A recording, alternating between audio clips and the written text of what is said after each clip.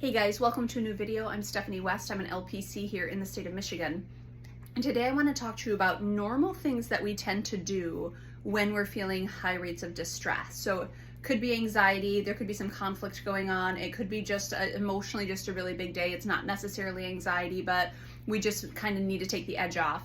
There are three common things that we can do. We can self-soothe, which numbing is another way to describe that. So for some people, this is substance use. For some people, it's, zoning out on screens. It's doing something recreationally that just doesn't take a lot of bandwidth. So numbing out is a very common thing that we do. Zoning out, I have a lot of clients say like, oh, I'll just sit on my bed and stare into space. And before I know it, a lot of time has passed. That's very common that we would numb out in some way.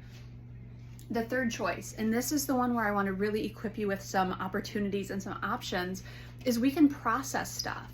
Now, not tending to something, what happens there is it tends to trap. So let's say I've had a really hard day and I'm having some really big emotions and I'm just like, nope, not going to talk about it, and I suppress it. Again, there's a very good chance that over the next few days, that energy is going to come up and it's going to kind of hemorrhage on people, and they're not going to know what's happening, and I'm really not going to be able to explain what's happening, but chances are there's stuff that I've suppressed that I haven't dealt with. The counterbalance to that is to actually process through some things. So I want to equip you with some understanding of what processing could look like. So let's say I come home and I've had a hard day, and this actually just happened last week. When I left a particular session, I felt really ramped up and I knew I had to handle some of that kind of angst that was going on. So it was kind of like a three-step approach or a three-prong approach that I did. The first thing I did was I reached out to one of my friends that's a clinician, and I said, hey, X, Y, and Z happened tonight. Do you have any best practices I could use moving forward? Because it just felt really overwhelming tonight. Then I went to bed because there wasn't much I could do at 10 p.m. To kind of reach out and ask for help. So what happened was in the morning in my 5:50 class, I was talking to my friend, and he said, how was your night? And I said, oh, it was just a bit of a rough night. And he said, did you not get good sleep? And I said, no, X, Y, and Z happened. And so I'm just feeling kind of really ramped up. In those few minutes of kind of talking to him, what happened was he was like, oh, I remember cases like that would really kind of sit with me and leave me frustrated. Hearing someone kind of attune to me and empathize, that was healing in and of itself. That was helpful. Also, the fact that I was able to express that I was frustrated, that was really helpful too. And then the third thing I did was I had an awesome workout, because I love doing high intensity training at 5:50 in the morning. There's really nothing like it, at least for me. That's one of the way I process through some big things.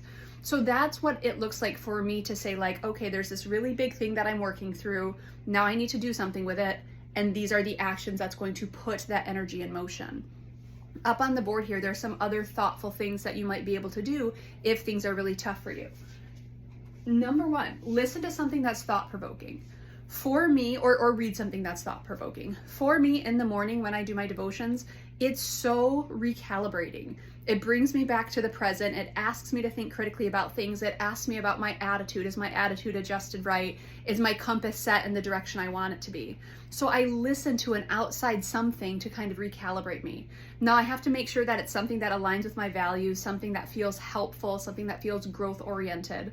But you can listen to a podcast. I have a lot of clients give me kind of different pieces that they'll listen to that are thought-provoking, that help them think about things, and it will start to move that energy out of them, which is really helpful. That's what processing looks like.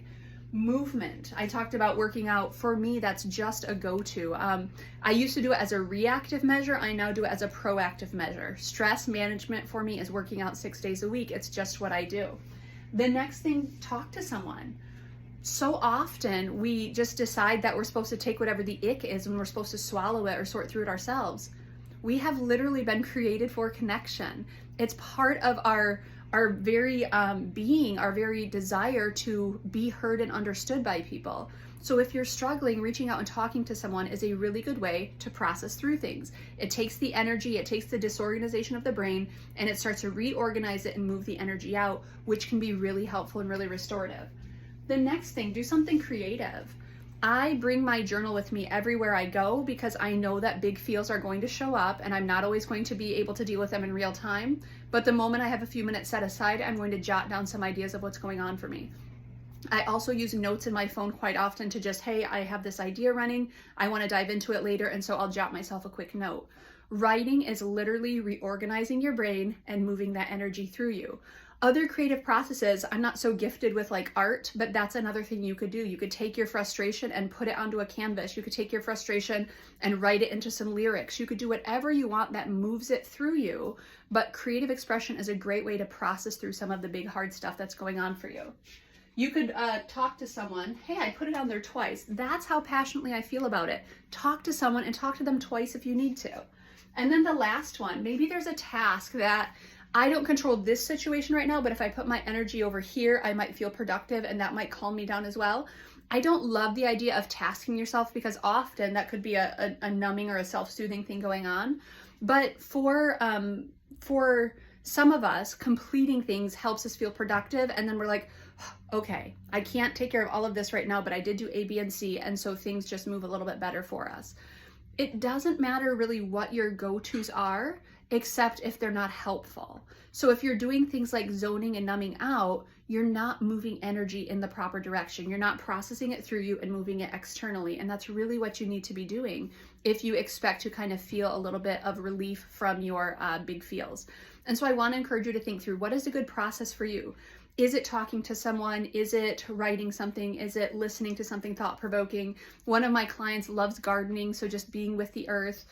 Some of my clients really like going for walks, being in nature. There's many ways to move it through us, but it's energy, and you need to put energy in motion if you expect to experience relief from it.